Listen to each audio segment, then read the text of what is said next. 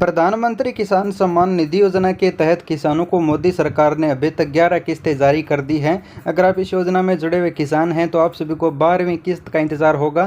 तो इस वीडियो में आपको पीएम किसान योजना में हुए बदलाव के बारे में बताने वाला हूं। अगर आप इस योजना के तहत 12वीं अगली किस्त लेना चाहते हैं तो आपको क्या क्या काम अब करनी होंगी, इस योजना में क्या बदलाव हुए हैं और पीएम किसान योजना की 12वीं किस्त कब मिलेगी, पूरी जानकारी बताऊँगा। वीडियो अंत तक जरूर देखना, बहुत ही महत्वपूर्ण जानकारी है। अगर आप 12वीं किस्त चाहते हैं यानी आपको अगली किस्त मिलनी है तो वो किस प्रकार मिलेगी। तो यहाँ पर आपको सबसे पहले पीएम किसान योजना की जो आधिकारिक वेबसाइट ओपन कर लेनी है। ऊपर आपको सर्च करना है पीएम किसान।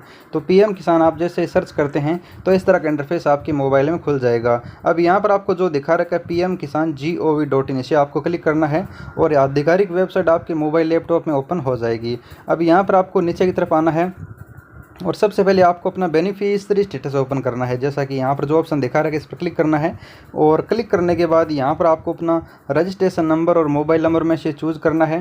तो फिलहाल यहाँ पर मैं मोबाइल नंबर चूज़ कर लेता हूँ और रजिस्ट्रेशन नंबर चूज़ करना चाहते हैं तो वैसे ही आप चूज़ कर सकते हैं। अगर आपके पास रजिस्ट्रेशन नंबर नहीं है तो यहाँ से आप निकाल सकते हैं। अगर आपके मोबाइल नंबर जुड़े हुए हैं तो मोबाइल नंबर जुड़े हुए होने अनिवार्य हैं। अब यहाँ पर आपको अपना स्टेटस ओपन कर लेना है और यहाँ पर जो इमेज कोड दिखा रखा है इस इमेज कोड को न्यू टैब में ओपन करना है और न्यू टैब वाला इमेज कोड डालना है। ये इमेज कोड यहाँ पर काम नहीं करेगा।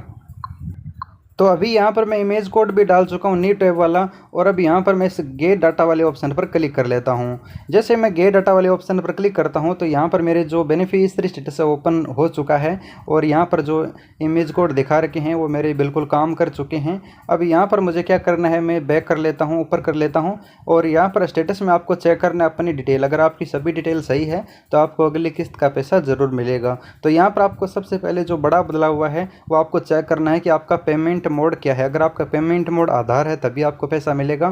पेमेंट मोड आधार तभी होगा जब आप पीएम किसान योजना की आधार ई-केवाईसी कर लेते हैं। तो आधार ई-केवाईसी की लास्ट डेट भी आ चुकी है, 31 जुलाई लास्ट दी गई है। तो 31 जुलाई से पहले अपनी ई-केवाईसी कर लें और आपका पेमेंट मोड ऑटोमेटिक आधार हो जाएगा। अब आपके बाद यहाँ पर आपको farmer record has been accepted दिखा रहा है तो ठीक है, वरना यहाँ पर farmer record has been rejected दिखा रखा है तो आपको पैसा नहीं मिलेगा। अगर यहाँ पर आपको अंडर रिवैलिडेशन प्रोसेस बता रहा है या फिर आपका farmer record has been pending show कर रहा है तो पेंडिंग में भी आपको पैसा नहीं मिलेगा जब तक आपका एक्सेप्ट नहीं होगा। तो यहाँ पर आपका एक्सेप्ट होना चाहिए। एक्सेप्ट यहाँ पर तभी होगा जब आपका ई-केवाईसी कंप्लीट हो जाएगा और ई-केवाईसी में आपके आधार कार्ड में बैंक खाता लिंक होगा। अगर आपके आधार में बैंक खाता लिंक है तो यहाँ पर आपका पैसा पीएम किसान योजना का पैसा आधार में लिंक बैंक अकाउंट में आने लगेगा। अगर आप ई-केवाईसी करवा लेते हैं लेकिन अगर आपके आधार के साथ कोई भी बैंक अकाउंट लिंक नहीं है तो आपको प्रॉब्लम हो सकती है। तो आपका ई-केवाईसी भी होना ज़रूरी है और साथ में आपको आधार के साथ लिंक बैंक अकाउंट भी होना ज़रूरी है। तो यहाँ पर अगर आपका बैंक अकाउंट लिंक होगा तो ये एक्सेप्ट हो जाएगा, वरना रिजेक्ट हो जाएगा। तो यहाँ पर एक्सेप्ट रखना होगा। फिर आपका यहाँ पर आधार वेरीफाई होना चाहिए और बाकी डिटेल यहाँ पर आप चेक कर सकते हैं। आपका नेम इंग्लिश में होना चाहिए और आपकी जो पीछे किस्तें मिली है वो समय पर मिली है। तो यहाँ पर अगर आपका पेमेंट मोड आधार है तो अगली जो 12वीं किस्त मिलने वाली है वो आपको समय पर मिलेगी, आपको कोई भी समस्या नहीं होगी।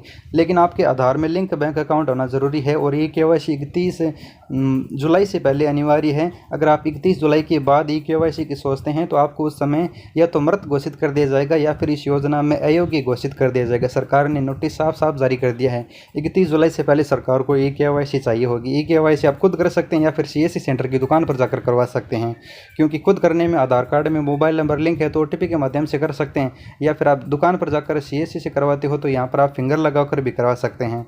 फिर आपको नीचे की तरफ स्क्रॉल करना होगा। अब यहाँ पर आप देख सकते हैं कि यहाँ पर आपको जो अगली किस्त मिली है वहाँ पर आपको खाली ऑप्शन दिखा रखा है, ब्लैंक ऑप्शन दिखा रखा है। यानी जो एक किस्त मिलनी है, जैसा कि इस किसान को अभी 11वीं किस्त मिलनी है। बहुत सारे किसानों को हो सकता है कि 12वीं किस्त मिलनी हो, बहुत सारे किसानों को 11वीं किस्त मिलनी हो। अलग अलग प्रकार से यहाँ पर किस्तों का जो शेड्यूल है वो दिया गया है। तो जिस किसान ने बाद में आवेदन किया था उसको कम किस्तें भी मिली हो सकती है और जिसने शुरू से आवेदन कर रखा है उसको 12वीं किस्त का इंतज़ार है। तो इस किसान ने थोड़ा बाद में आवेदन किया था तो इसको 11वीं किस्त मिलनी है, अगली किस्त। तो अगली किस्त की बात करें तो यह किस्त अगस्त माह में आने की पूरी संभावनाएं हैं। हो सकती है कि 15 अगस्त को माननीय प्रधानमंत्री जी बटन दबाकर जारी कर दें और हो सकता है कि 20 अगस्त या 25 अगस्त तक माननीय प्रधानमंत्री जी का जैसे शेड्यूल तैयार होता है उसी हिसाब से अगस्त माह के अंत तक पीएम किसान योजना की यह किस्त आने की संभावनाएं मीडिया रिपोर्ट्स के अनुसार जताई जा रही है। हालांकि अभी तक कोई भी ऑफिशियल ऑफिशियल घोषणा नहीं हो पाई है, क्योंकि अभी किसानों की KYC बाकी है। KYC 31 जुलाई से पहले अनिवार्य करवाएं। यह था PM किसान योजना में नया बदलाव और नया रूल है ये, जो सभी किसानों को फॉलो करना है, वरना अगली किस्त आपको नहीं मिलेगी। जानकारी पसंद आती है तो हर एक किसान के साथ वीडियो शेयर जरूर करना। हमें यहाँ पर PM किसान योजना से रिलेटेड पूरी जानकारी देते हैं। लिंक डिस्क्रिप्शन में हमारे टेलीग्राम चैनल का भी है, उसे भी ज्वाइन कर लीजिएगा। धन्यवाद किसान मित्रों, मिलते हैं अगले वीडियो में।